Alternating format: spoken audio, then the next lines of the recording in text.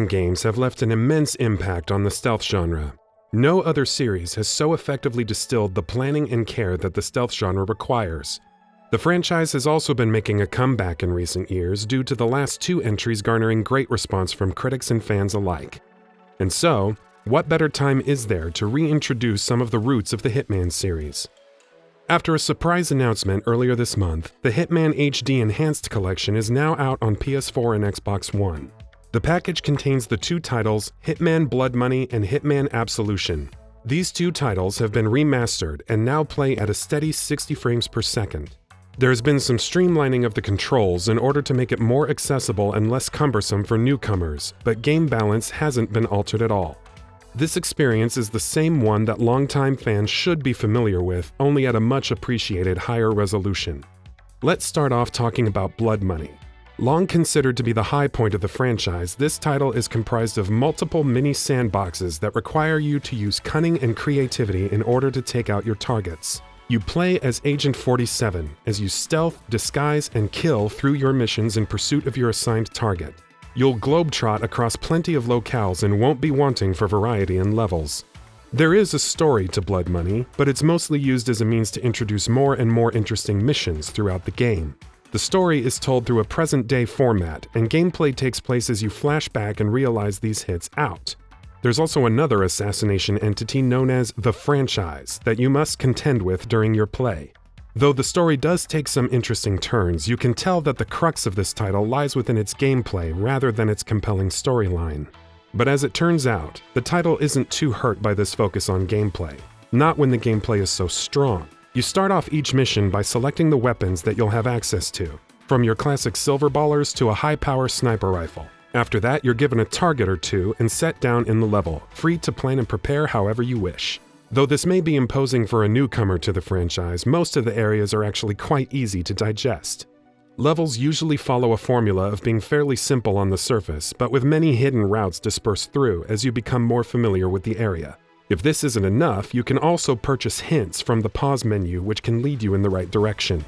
Classical music is central motif in Blood Money, and that's not by accident. Just as a composer needs to carefully place each note in its designated place, employing the right instrument and the appropriate amount of volume, you must set up and execute your missions in a sensible way, using the right tools and not allowing for any unexpected variables.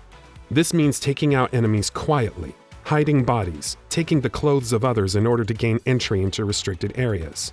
You are graded on how expertly you finish a mission, and you can tell how well you did by reading a newspaper article talking about the murder. If you were sloppy and left witnesses, the newspaper will include more details about you, and the following missions will have tighter security. In this way, you're rewarded for playing as stealthily as possible. Stealth fans should definitely give Blood Money a go. Even those sitting on the fence should give Blood Money a try. Despite the hardcore reputation that it's received from fans, the game is surprisingly forgiving to mistakes, and you almost always have the tools at your disposal to worm your way out of a sticky situation. Blood Money is all about giving you the freedom to kill your targets how you want. And whether that be from tampering of a victim's food or through a machine gun massacre, both are accepted by the game. The second game in this collection is Hitman Absolution. It's an interesting choice to pair up with Blood Money because in many ways they are each other's opposites. While Absolution does give you choices and lets you loose in situations that have multiple potential solutions, the games could not have more different priorities. This is a title that may have been a result of the times when it was being developed, or maybe due to publisher demands. But in a franchise that has essentially been refining the same formula repeatedly over each entry, this title is a huge deviation. Whereas Blood Money's storyline was more or less window dressing for the gameplay, Absolution is far more interested in telling a story and having a protagonist with pathos. The cold-blooded killer Agent 47 is given a daughter character to protect and is suddenly very forthcoming with the doubts that come along with his line of work. Absolution also leans heavily on dramatic set pieces that see Agent 47 escaping exploding buildings and running away from helicopters on rooftops. These choices all come together in a way that don't seem to coincide with the Hitman brand. This title probably would have been better received by players had it not been called Hitman, but that doesn't mean this is a bad game at all. Compared to Blood Money's loose structure, Absolution is much more directed. Due to the more streamlined approach Absolution takes, you're focused down a direct path and the possibilities for creativity are more limited. However, What the game gives up in creativity, it makes up for in variety.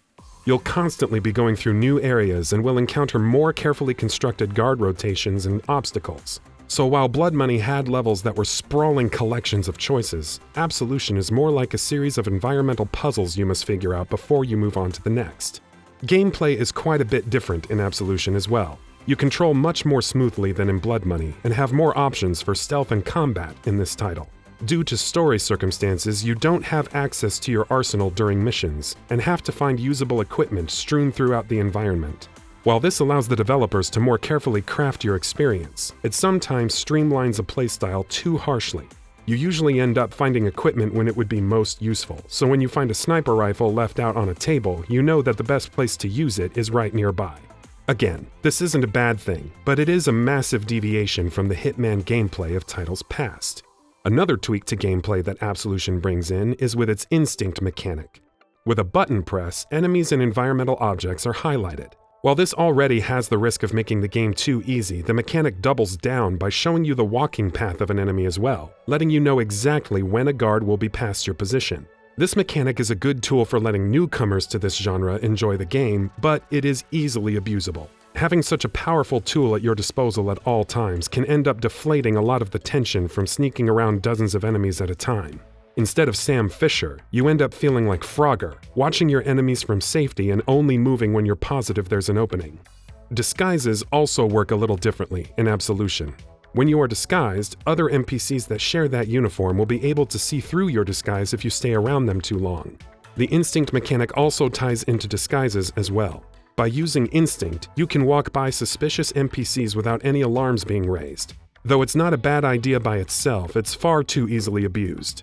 If you have a lot of instinct saved up, you can end up walking right by a large group of enemies that would otherwise need to be stealthed around. So while this is an interesting idea, the instinct mechanic once again neuters the tension involved with it. Although it was initially derided by fans upon its release, looking back with hindsight shows off a much more competent title. Though it is worlds away from the more open gameplay of Blood Money, Absolution is a worthwhile title all on its own just for the refined gameplay and the constant new obstacles thrown your way. Earlier, I said how I thought it was an interesting choice to include both of these titles in the same package. It's interesting because both of these games will appeal to completely different players.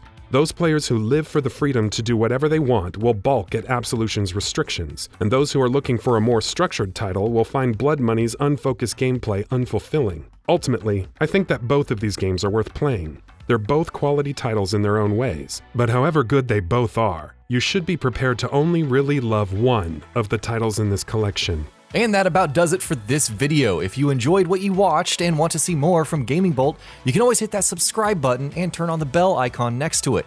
That way you will never miss any of our videos.